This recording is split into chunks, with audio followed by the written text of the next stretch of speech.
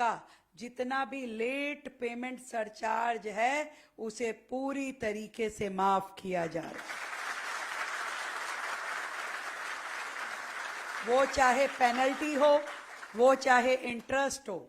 31 जनवरी 2026 तक 100% छूट है ऑल हाउस होल्ड, जितने भी कंज्यूमर हमारे हैं उन सब के लिए।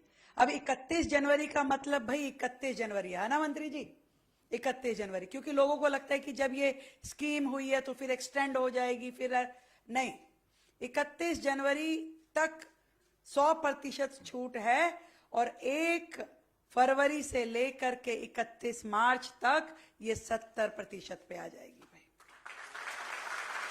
निर्णय दिल्ली की जनता का है, वो जितनी जल्दी इस पे निर्णय लेकर के अपना भुगतान करेंगी। भुगतान एक मुश्त भी हो सकता है, किश्तों में भी हो सकता है, परंतु 31 जनवरी तक होगा तो 100% और 31 मार्च से पहले करेंगे 70%। इसमें लगभग मानिए तो 11,000 करोड़ का ये राशि है जो सरचार्ज के रूप में है, जिसे दिल्ली सरकार माफ करने जा रही है।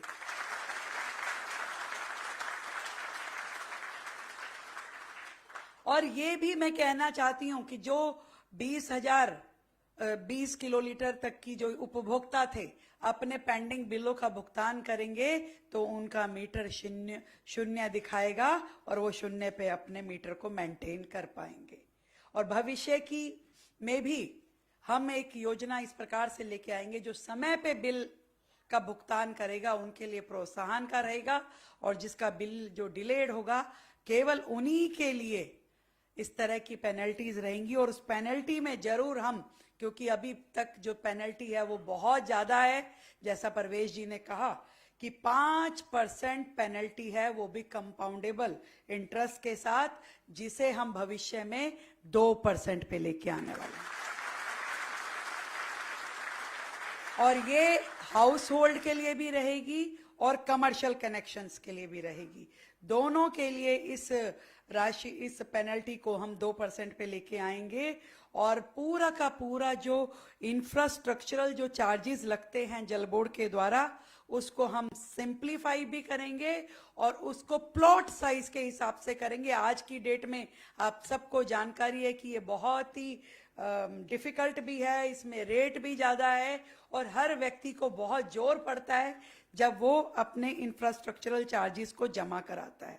एक और विषय का जिक्र जो हमारे आदरणीय मंत्री जी ने किया, बिल्कुल हजारों कनेक्शन दिल्ली में अनऑथराइज रूप में चल रहे हैं, हजारों की संख्या में। ऐसा नहीं हो सकता कि 2.5 करोड़ की आबादी में जो कनेक्शन हो वो मात्र 29 लाख हो। हम अभी तक जो ये अनियमितीकरण का चार्ज था, पेनल्टी थी, वो 25,000 रुपए थी, जिसे हम मात्र टोकन रूप में 1,000 रुपए के रेट पर जो भी हमारे पास आएगा, ये घरेलू कनेक्शन की बात कर रही हूं, इसको रेगुलराइज कराने के लिए मात्र 1,000 रुपए में उन सभी कनेक्शंस को हम रेगुलराइज कर देंगे, यदि अब वो हमारे पास आकर के अपने अनऑथराइज कनेक्शन को रेगुलराइज कराना चाहेंगे। और इसी तरीके से जो नॉन डोमेस्टिक कनेक्शंस हैं, जिसका की फाइन पेनल्टी 61,000 रुपए थी, उसको मात्र हम 5,000 रुपए में उन सारे कनेक्शंस को रेगुलराइज करेंगे। ये बहुत बड़ा मौका है, बहुत बड़ी अपॉर्चुनिटी है दिल्ली के लोगों के लिए, ताकि वो लॉ बाइंडिंग भी हो जाएं और भविष्य की भी सारी योजनाओं का वो सीधा सीधा लाभ ले सके और किसी भी तरीके की उनके प्रति कोई भी क्रिमिनल जो है वो लायबिलिटी ना रहे। और ये जो छूट है ये जुर्माने पर है। इंफ्रास्ट्रक्चर के जो सामान्य चार्ज जो है, रूटीन के चार्जेस, वो जनता को जमा कराने होंगे। कनेक्शन जो है अनियमितीकरण का ना करने पर, कोई भी कनेक्शन अगर आप इसे रेगुलराइज नहीं कराते हैं अपने कनेक्शंस को, तो सरकार को पूरी पावर होगी उस कनेक्शन को काटने की, और उसकी कानूनी मान्यता भी नहीं होगी और जल आपूर्ति भी नहीं होगी।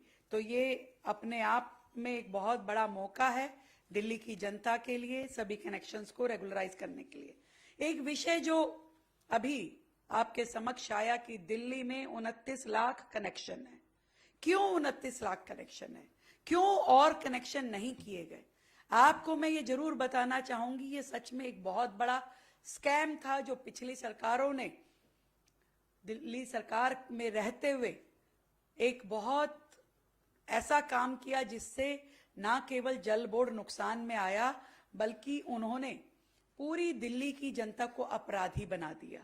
ये 29 लाख कनेक्शन इसलिए 29 लाख रह गए क्योंकि जो रेवेन्यू मैनेजमेंट सिस्टम सरकार का था वो इतना पुराना और आउटडेटेड था, ना कभी उसको अपडेटेड करा गया, ना कभी उसकी मेमोरी बढ़ाई गई, जिसके कारण से 29 लाख एक कनेक्शन भी वो सिस्टम ले नहीं पाता था। इसलिए कोई चाह करके भी अपने आप को ऑथराइज रूप में रजिस्टर्ड नहीं करवा पा रहा था। ये व्यथा थी देश की राजधानी दिल्ली की। जो कंपनी जिससे इनिशियली ये रेवेन्यू मैनेजमेंट सिस्टम लिया गया था वो टीसीएस थी, बाद में इसे विप्रो पे दिया गया। और मुझे ये कहते हुए बहुत ही शर्म आती है कि 2 साल से तो ओएनएम भी नहीं कराया गया था। या तो वो ये चाहते थे ये पूरा का पूरा सिस्टम करप्ट हो जाए, इसकी कोई मेंटेनेंस ना रहे, इसकी कोई मेमोरी ना रहे, नए ऑपरेटर उसमें कहीं पे लगाए नहीं गए, और पूरा का पूरा सिस्टम वो डिफंक करना चाहते थे ताकि कोई रिकॉर्ड ना हो, कोई लायबिलिटी ना रहे, और सरकार जिस भी प्रकार से इसको भुगते तो भुगतती रहे। ये पिछली सरकार की कॉन्स्पिरेसी थी। आप सच में ये बहुत ही योग्यता की बात है और गर्व का विषय है कि हमारे जल मंत्रालय ने, जल विभाग ने इनको अपडेट करते हुए इस पूरे सिस्टम को ना केवल रिवाइव किया, इसे बचाया, इसकी मेमोरी रिन्यू करी, नए ऑपरेटर लगाए, नया सिस्टम खड़ा किया, और अब इसको पूरी तरीके से अपडेट करते हुए अब दिल्ली की जनता को ये रेवेन्यू मैनेजमेंट सिस्टम दिया जाएगा, जिसमें हर एक बिलिंग का भी ट्रांसपेरेंसी रहेगा, रिबेट्स का भी ट्रांसपेरेंसी रहेगा, और पूरी तरीके से दिल्ली का ये जो रेवेन्यू सिस्टम है वो अपडेट होके काम करेगा।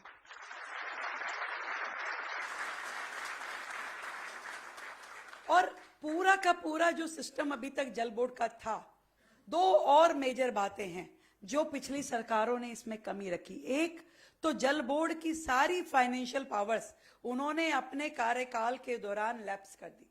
हर एक को पावर को उन्होंने अपने पास रिटेन किया, जल बोर्ड की कोई फाइनेंशियल पावर छोड़ी ही नहीं, जिसके कारण से लगातार जल बोर्ड अपना काम करने में दिक्कतें महसूस कर रहा था। छोटे छोटे काम भी जल बोर्ड में नहीं हो पाते थे और उसकी फाइल ऊपर लगातार घूमती रहती थी और डेवलपमेंट के काम रुक जाते थे। आज मानिए कितनी तकलीफ की स्थिति है कि आज आधी दिल्ली बिना पाइपलाइन के, बिना पानी की पाइपलाइन के जी रही है, अनऑथराइज कनेक्शंस पे जी रही है। ये सब कुछ उनकी वजह से था क्योंकि जल बोर्ड की पावर्स को उन्होंने बहुत ही कम कर दिया था। हमने अपनी सरकार के आने के बाद ना केवल जल बोर्ड को उनकी फाइनेंशियल पावर्स दी, बल्कि हर एक लेवल पे उस फाइनेंशियल पावर को रिवाइव भी किया ताकि निर्बाध रूप में हमारे सारे काम आगे बढ़ पाए और विकास के कार्य दिल्ली में स्पीड ले पाए। दूसरा विषय जो मैं बता रही थी कि बहुत ही uneven distribution of work Delhi में था। कहीं पे जो डिवीजन था बहुत बड़ा था, उसमें 4-5 विधानसभा थी, कहीं 2 विधानसभा पे था, तो जो जेडआरओस थे उनके पास भी काम का विभाजन ठीक से नहीं था। इस पूरे सिस्टम को रिवाइव करते हुए अब हम दिल्ली में पूरा 2-2 विधानसभा के डिवीजन बना रहे हैं। 34 डिवीजन बनेंगे जहां पे जोनल रेवेन्यू ऑफिसर्स भी वहीं पे होंगे, हमारे बिलिंग ऑफिसर्स भी वहीं होंगे, फाइनेंस ऑफिसर वहां बैठेंगे, हमारे एक्शन उसी डिवीजन पे रहेंगे। तो हर एक डिवीजन का जो सेंटर है वो 1-2 विधानसभाओं पे रहेगा, जहां से हर प्रकार की गतिविधि करने के लिए कंज्यूमर्स वहां से ऑपरेट कर सकेंगे। वहां finance officer, ZRO, action, project unit सभी लोग वहीं से ऑपरेट करेंगे ताकि पूरी दिल्ली की व्यवस्थाओं को सुचारू रूप से रेगुलराइज किया जा सके और किसी भी उपभोक्ता को किसी भी अपने काम में किसी भी प्रकार की दिक्कत ना आए। ये बड़ी काम है। और मैं बधाई देना चाहूंगी हमारे मंत्री और हमारे भाई परवेश वर्मा जी को कि जो लगातार इस विषय पे काम कर रहे हैं। दिन रात हमारा जल बोर्ड अपने आगे की योजनाओं पे भी काम कर रहा है और वर्तमान में भी मां यमुना की जो बात आपने की कि वहाँ यमुना को साफ करने के लिए जिस स्पीड में काम होने चाहिए, जितने हमारे एसटीपी थे उनके रिवाइवल के लिए आपने काम किया, जितने हमारे एसटीपी नए बनने थे उनके लिए आपने टेंडर प्रक्रिया को शुरू किया, जितनी ड्रेन्स थी उनके ड्रोन सर्वे हो, उनकी मैपिंग हो, उनकी टैपिंग हो, ये सारे काम लगातार हमारे मंत्रालय द्वारा, हमारे जल बोर्ड द्वारा किए जा रहे हैं। ये बहुत ही स्पीड में चीजें चल रही है और मुझे पूरा विश्वास है कि धीरे धीरे समय आते आते हम यमुना जी का एक अविरल और स्वच्छ रूप दिल्ली की जनता देख पाएगी। तो आप सबको बधाई देती हूँ, आप सबको साधुवाद देती हूँ। बहुत जल्द छठ का ये महापर्व हम सब दिल्ली में बहुत ही भव्यता के साथ देख पाएंगे। हमारे जल बोर्ड ने पूरी तैयारी की है, हमारे मंत्री जी लगातार लगे हुए हैं और इतना विश्वास दिलाती हूं भाई दिल्ली वालों, जो झाग पहले जैसे आपने मिंटो ब्रिज पे इस बार पानी रुकते हुए नहीं देखा, दिल्ली की जनता इस बार झाग नहीं देखेगी यमुना जी। बहुत बहुत शुभकामनाएं दिल्ली की जनता को और इस एमनेस्टी स्कीम के लागू होने की। धन्यवाद।